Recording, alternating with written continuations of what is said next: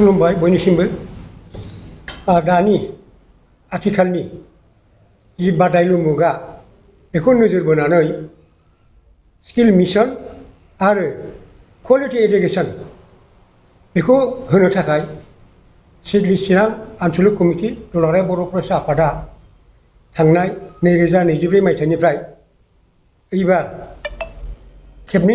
नैथि खेबनि थाखाय टेलेन्ट सार्च सायख' आनजाद रोंगौथि सायख' आनजाद बेखौ खुंनो लाहार फाहार खालामदों फैगौ फेब्रुवारिनि 9 अक्ट'खालि। दा बे हिसाबै जोङो फोरमायनो सानदोंदि आङो सासे टेलेन्ट सार्चनि मासिगिरि हिसाबै खावलायनो सानदों बयखौबो। जोंनि आन्चलिकनि सिङाव मोननै प्राइमारि दङ। बे प्राइमारियानो जाहैबाय सिडली प्राइमारि आरो गुरुभाषा प्राइमारि।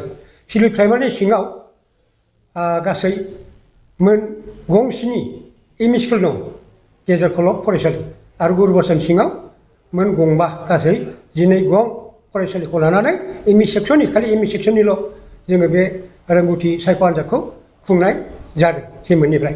दा बेवहाय जोङो गाहायै दानि जि बादायलु मुगा बेवहाय बोरैहाय इयुनाव गावखौ थियारि सांग्रां जानो हागोन बे इन्टारभिउफ्राव सायख' आनजादफ्राव बेखौ नोजोर बोनानै बे हाबाफारिखौ लादों आरो बिनि उनाव बे जाय फार्स्ट सेकेन्ड थार्ड सेथि नैथि थामथि देरहासार जागोन बिथांमोनहानो इयुनाव आरो मिरु आफादाव दुलाराय बर' फरायसा आफादनि मिरु आफादाव बादायहैनो खाबु मोनगोन। आरो जोङो सेथि बान्था हिसाबै 2000 आरो नैथि बान्था हिसाबै 1500 आरो थामथि बान्था हिसाबै 1000 जोङो बान्था होनाय राहा लादों।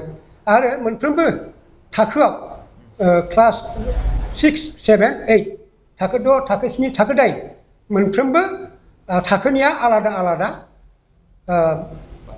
बान्था मोनगोन आरो आलादा आलादा कुइसन जागोन आरो सोंलु जागोन। बेवहाय जोङो गाहायै मोन6 आयदाखौ लानानै जोङो बादायनायखौ खुंनाय जागोन।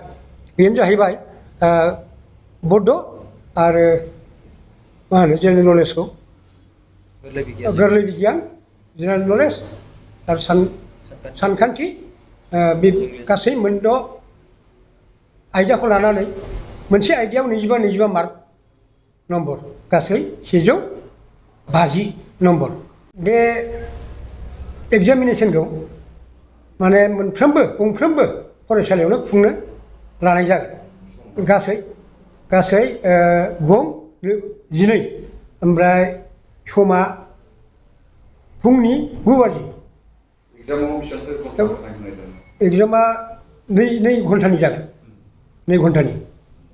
बेखिनि जोङो दा फैगौ 9 फेब्रुवारियाव खुंगोन आरो खनसे टाइमावनो मोनसेयावनो खुंजोबगोन जोङो बे राहाखौ लादों जाहाथे गंफ्रोमबो एमइ स्कुलनि गाहाय फोरोंगिरिजों लोगोसे लोगो फोरोंगिरि आरो गासै फरायसा बिथांमोनहा जाहाथे बाहागो लायो बेवहाय बेखौनो आङो सामलाय आफादनि जानानै खावलायनाय थाबाय।